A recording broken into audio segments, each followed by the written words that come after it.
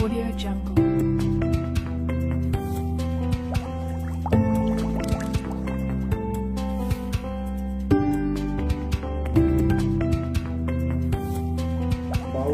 जिल्हास्तरीय विज्ञान प्रदर्शन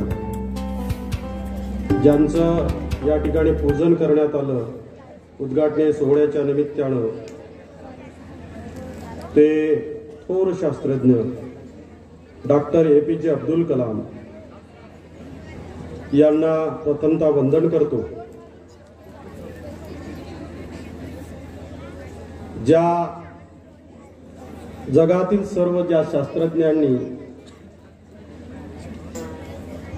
विविध प्रकारचे शोध लावून संशोधन करून आपल्या मानवजातीच्या कल्याणासाठी विकासासाठी जे महत्त्वाचं कार्य केलं त्या सर्व महान शास्त्रज्ञांना देखील या निमित्तानं विनम्र अभिवादन करतो। रयतेचे राजे छत्रपती शिवाजी महाराज, आरक्षणाचे जनक राजश्री शाहू महाराज, क्रांतीसूर्य महात्मा ज्योतिबा फुले, माता सावित्रीबाई फुले, भारतीय संविधानाचे शिल्पकार परमपूज्य डॉक्टर बाबासाहेब आंबेडकर, भगवान बिरसा मुंडा, राष्ट्रसंत तुकडोजी महाराज, संत गाडगे महाराज या सर्व महापुरुषांना वंदन करतो, अभिवादन करतो। शाश्वत भविष्यासाठी विज्ञान व तंत्रज्ञान या विषयाला घेऊन ही जिल्हास्तरीय विज्ञान प्रदर्शन उद्घाटन सोहळा स्थळ जीव रसायन तज्ञ डॉक्टर हरगोविंद खुराना विज्ञान नगरी विनायक माध्यमिक तथा उच्च माध्यमिक विद्यालय विसुरा या ठिकाणी संपन्न होत आहे। या उद्घाटनीय सोहळ्याचे उद्घाटक माननीय श्री सुधाकरजी अडबाले साहेब, विधान परिषद सदस्य महाराष्ट्र राज्य, सोबतच मंचावर उपस्थित या विसुरा ग्रामपंचायतचे सरपंच माननीय रमेशजी कुते साहेब,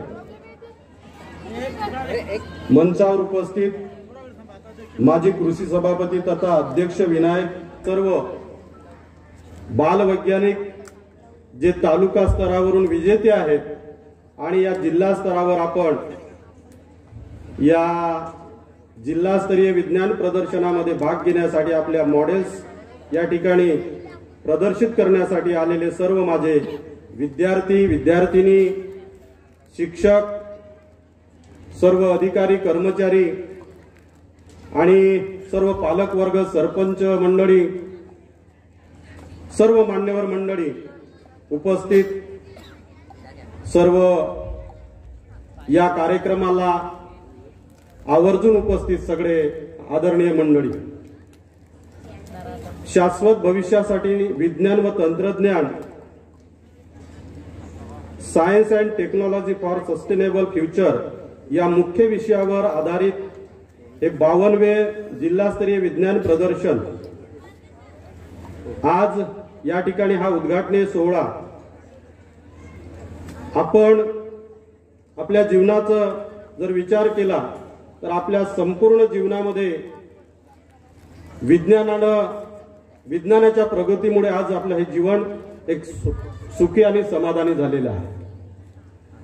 आणि म्हणून विज्ञान हे आपल्यासाठी फार महत्त्वाचं आहे। विज्ञानामुळे आपलं जीवन खरोखरच एक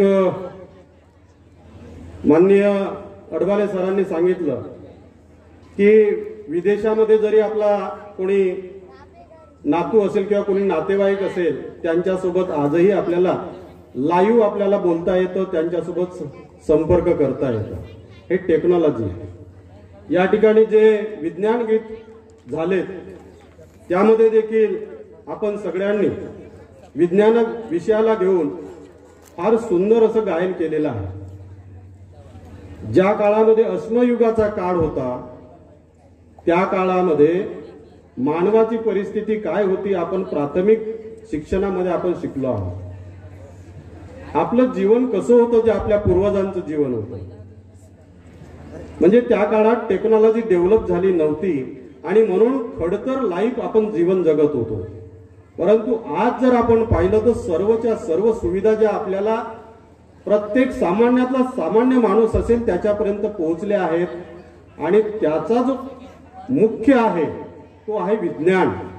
मग ज्या शास्त्रज्ञांनी आपल्याला ह्या सर्व सुविधा उपलब्ध करून दिलेल्या आहेत, तुमच्या घरातलं विद्युत बल्ब असेल की तुमच्या हातात असणारा मोबाईल असेल किंवा तुमच्या शाळेमध्ये आज डिजिटली शिकवण्यासाठी ज्या टीव्या उपलब्ध झालेल्या आहेत, स्क्रीन, ह्या सर्व किंवा जाण्या येण्याची दळणवळणाची जी साधनं उपलब्ध झाली आहेत, या ठिकाणी प्रात्यक्षिकामध्ये ते गीत गायन केलं, त्या ठिकाणी दाखवल्या गेलं की विद्युत म्हणजे अग्नी कशी तयार झाली, पूर्वीचा काळ कसा होता अस्मयुगाचा. आज जी प्रगती आज आपल्याला दिसते आहे तीच त्याचं श्रेय कोणाला जर जात असेल तर ते जे जगाच्या पाठीवर शास्त्रज्ञ तयार झाले त्या सर्वांना जात आहे.